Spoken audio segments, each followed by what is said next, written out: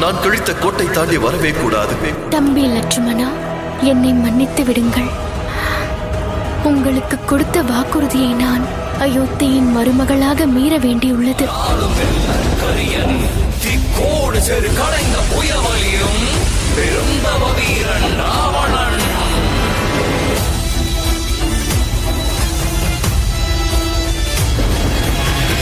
அசுர வேந்தன்னா, வேந்தன்னா, வேந்தன்னா, வேந்தன்னா, வேந்தன்னா.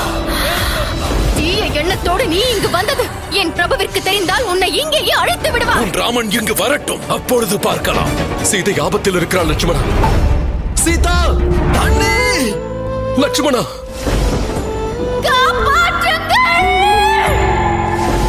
இது உன் தவறென்றால் இதில் என் தவறும் அடங்கியுள்ளது.